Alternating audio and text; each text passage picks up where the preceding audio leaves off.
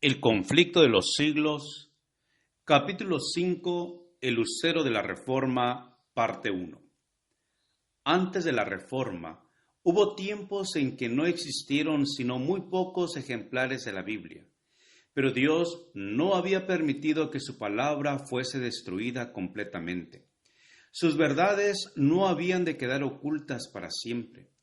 Le era tan fácil quitar las cadenas a las palabras de vida como abrir las puertas de las cárceles y quitar los cerrojos a las puertas de hierro para poner en libertad a sus siervos.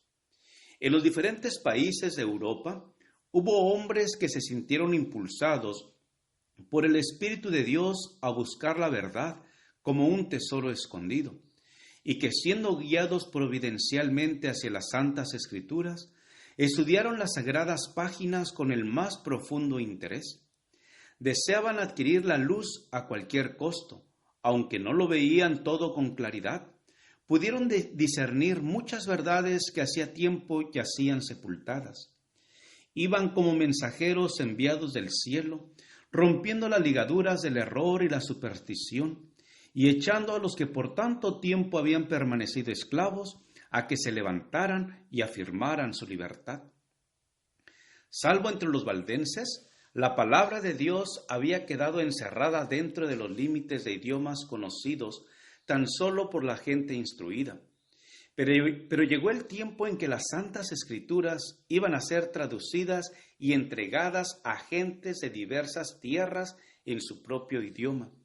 Había ya pasado la oscura medianoche para el mundo, fenecían las horas de tinieblas, y en muchas partes aparecían señales del alba que estaba para rayar.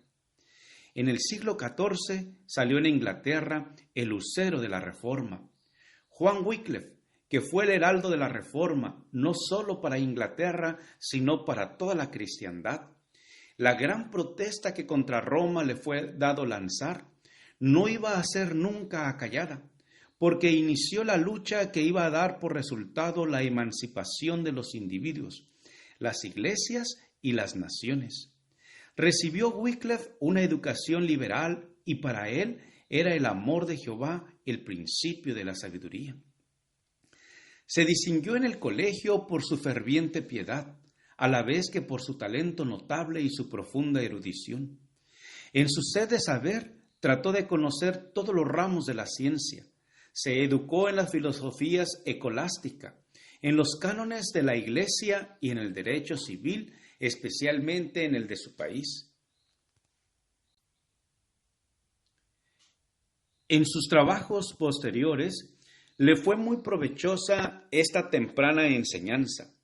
Debido a su completo conocimiento de la filosofía especulativa de su tiempo, pudo exponer los errores de ella, y el estudio de las leyes civiles y eclesiásticas le preparó para tomar parte en la gran lucha por la libertad civil y religiosa. A la vez que podía manejar las armas que encontraba en la palabra de Dios, había adquirido las disciplinas intelectuales de las escuelas y comprendía la táctica de los hombres de escuela. El poder de su genio y sus conocimientos extensos y profundos le granjearon el respeto de amigos y enemigos. Sus partidarios veían con orgullo que su campeón sobresalía entre los intelectos más notables de la nación, y sus enemigos se veían imposibilitados para arrojar desdén sobre la causa de la Reforma por una exposición de la ignorancia o debilidad de su defensor. Estando Wycliffe todavía en el colegio, se dedicó al estudio de las Santas Escrituras. En aquellos remotos tiempos, cuando la Biblia existía solo en los idiomas primitivos, los eruditos eran los únicos que podían allegarse a la fuente de la verdad, que a las clases incultas les estaba vedada. Ese estudio preparó el camino para el trabajo futuro de Wycliffe como reformador. Algunos hombres ilustrados habían estudiado la palabra de Dios y en ella habían encontrado revelada la gran verdad de la gracia concedida gratuitamente por Dios. Y por sus enseñanzas habían difundido esta verdad e inducido a otros a aceptar los oráculos divinos. Cuando la atención de Wycliffe fue dirigida a las Sagradas Escrituras, se consagró a escudriñarlas con el mismo empeño que había desplegado para adueñarse por por completo de las expresiones que se impartían de las instrucciones que se impartía en los colegios. Hasta entonces había experimentado una necesidad que ni sus estudios escolares ni las enseñanzas de la Iglesia habían podido satisfacer. Encontró en la palabra de Dios lo que antes había buscado en vano. En ella halló revelado el plan de la salvación y vio a Cristo representado como el único abogado para el hombre. Se entregó al servicio de Cristo y resolvió proclamar las verdades que había descubierto. Como los reformadores que se levantaran tras él, Wycliffe, en el comienzo de su obra, no pudo prever hasta dónde ella le conduciría. No se levantó deliberadamente en oposición contra Roma, pero su devoción a la verdad no podía menos que ponerle en conflicto con la mentira. Conforme iba discerniendo con mayor claridad los errores del papado, presentaba con creciente ardor las enseñanzas de la Biblia.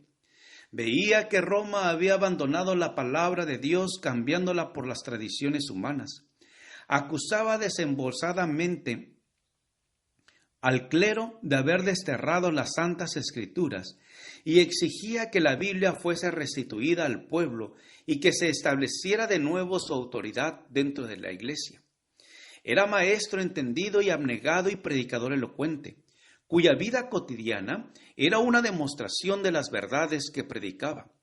Su conocimiento de las Sagradas Escrituras, la fuerza de sus argumentos, la pureza de su vida y su integridad y valor inquebrantables, le atrajeron la estimación y la confianza de todos. Muchos de entre el pueblo estaban descontentos con su antiguo credo al ver las iniquidades que prevalecían en la iglesia de Roma, y con inmenso regocijo recibieron las verdades expuestas por Wycliffe. Pero los caudillos papales se llenaron de ira al observar que el reformador estaba adquiriendo una influencia superior a la de ellos. Wycliffe discernía los errores con mucha sagacidad y se oponía valientemente a muchos de los abusos sancionados por la autoridad de Roma. Mientras desempeñaba el cargo de capellán del rey, se opuso osadamente al pago de los tributos que el Papa exigía al monarca inglés y demostró que la pretensión del pontífice al asumir autoridad sobre los gobiernos seculares era contrario tanto a la razón como a la Biblia. Las exigencias del Papa habían provocado profunda indignación y las enseñanzas de Wycliffe ejercieron influencia sobre las inteligencias más eminentes de la nación. El rey y los nobles se unieron para negar el dominio temporal del Papa y rehusar pagar el tributo. Fue este un golpe certero, asestado a la supremacía papal en Inglaterra. Gracias por escuchar este audio. Te invito a escuchar la siguiente parte. Jehová te bendiga y te guarde. Con aprecio, Pastor Juan Manuel Flores Espinosa.